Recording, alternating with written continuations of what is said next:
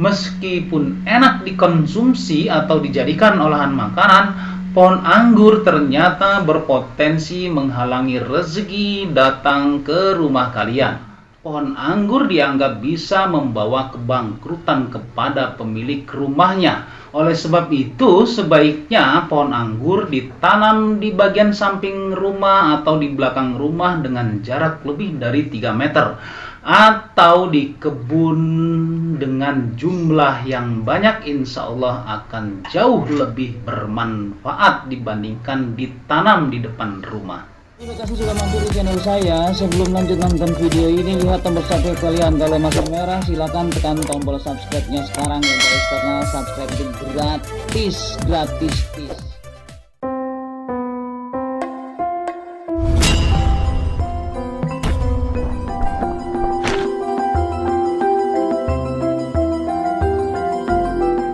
Oke, assalamualaikum warahmatullahi wabarakatuh. Salam sejahtera bagi kita semuanya. Salam Om Swastiastu, Namo Buddhaya.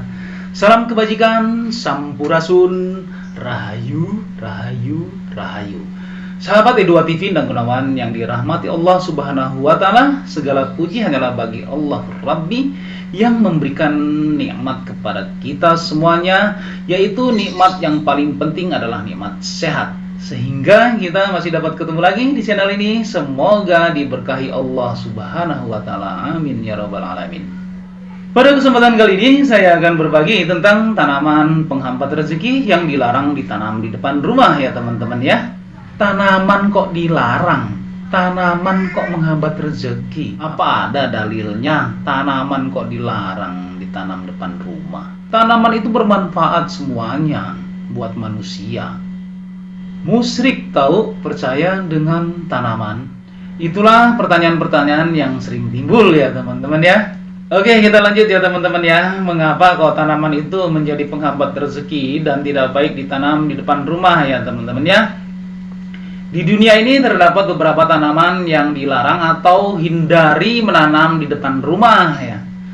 Alasannya bisa menjadi penghambat rezeki dan mengganggu kesehatan. Jadi sangat penting bagi kita untuk mengetahui tanaman apa saja yang tidak baik ditanam di depan rumah atau di sekitaran rumah.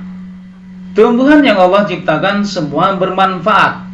Betul sekali teman-teman ya. Namun tidak semua tanaman yang bermanfaat itu akan baik bila ditanam di depan rumah. Hal ini didasari oleh adanya hukum sebab dan akibat. Hukum sebab akibat ada di dalam Al-Quran ya teman-teman, apabila kalian mengetahuinya.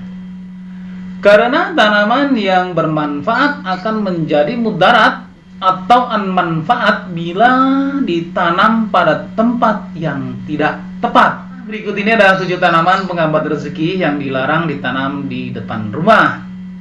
Yang pertama adalah pohon bambu. Pohon bambu adalah pohon yang sangat teduh dan rimbun ya teman-teman ya. Pohon yang rimbun bila ditanam di depan rumah akan membuat lingkungan kotor dan kumuh. Lingkungan kotor dan kumuh menjadi salah satu tempat favorit para bangsa jin jahat dan setan, terutama kuntilanak. Lingkungan yang kotor dan kumuh tersebut membuat malaikat pembawa rezeki tidak mau masuk ke rumah kalian. Tapi ingat, untuk malaikat pencabut nyawa yang masuk-masuk aja apapun kondisi lingkungannya. Disinilah berlakunya hukum sebab dan akibat. Hal itulah yang menyebabkan rezeki pemilik rumah menjadi seret. Untuk yang kedua adalah pohon pepaya. Lagi-lagi pohon pepaya berdasarkan kepercayaan tradisional sejak zaman dahulu, pohon pepaya selalu diasosiasikan sebagai pohon yang kurang baik kehadirannya. Pohon pepaya dekat dengan kata payah atau gandul, nama lain dari pohon pepaya itu dalam bahasa Jawa juga disebut dengan nama kates. Gandul bisa diartikan dengan kata menggantung atau tidak ada suatu keputusan yang jelas. Sedangkan kates bisa juga diartikan dengan rezeki nemung netes. Rezeki hanya netes artinya sedikit atau seret atau ada hambatan. Pohon pepaya merupakan atau dipercaya memiliki energi buruk ke rumah ya. Dan dianggap sebagai salah satu tempat kesukaan para makhluk astral. Dengan adanya makhluk astral tersebut akan semakin banyak godaan yang membuat kalian untuk berbuat jahat. Sehingga hidup kalian tidak akan tenang. Dengan kondisi kalian yang tidak tenang, disitulah sebabnya rezeki pemilik rumah akan menjadi seret ya teman-teman ya. Yang ketiga adalah pohon anggur. Anggur sendiri merupakan salah satu buah favorit masyarakat Indonesia karena rasanya yang sangat manis. Meskipun enak dikonsumsi atau dijadikan olahan makanan, pohon anggur ternyata berpotensi menghalangi rezeki datang ke rumah kalian. Perlu diketahui, pohon anggur memiliki bulu-bulu halus yang akan membuat iritasi bila terkena kulit. Dalam Islam, hal yang mengakibatkan mudarat sebaiknya dijauhkan.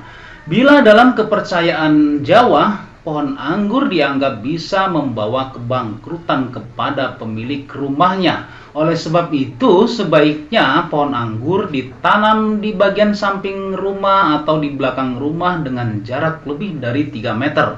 Atau di kebun dengan jumlah yang banyak, insya Allah akan jauh lebih bermanfaat dibandingkan ditanam di depan rumah. Untuk yang keempat adalah pohon beringin, teman-teman. Pohon beringin ini memang sudah sangat dikenal sebagai sarang jin dan setan jenis genderuwo. Pohon yang identik dengan rindang dan tinggi ini memang akan tampak menyeramkan jika sudah dalam keadaan malam hari.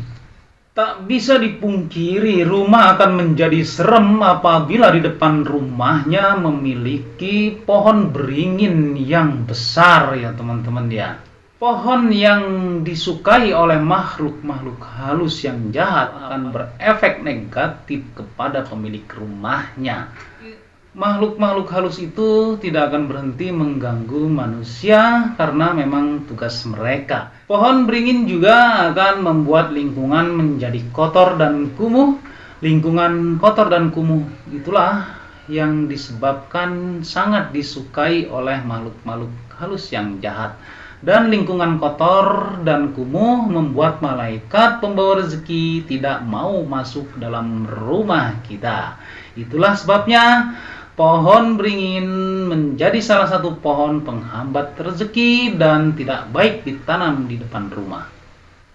Yang kelima adalah pohon asam. Tidak beda dengan pohon beringin, pohon asam yang sudah memiliki batang besar dan menjulang tinggi akan menampak kesan rimbun dan teduh, sehingga membuat lingkungan menjadi kotor dan kumuh dan serem lagi ya.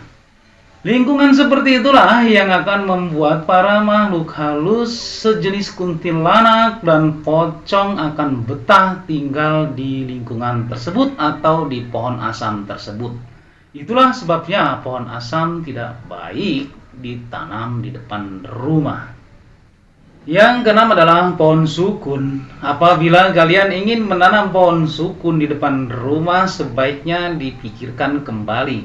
Karena pohon sukun ini merupakan pohon yang besar. Pohon besar akan memiliki resiko yang tinggi apabila tanaman tersebut sudah besar.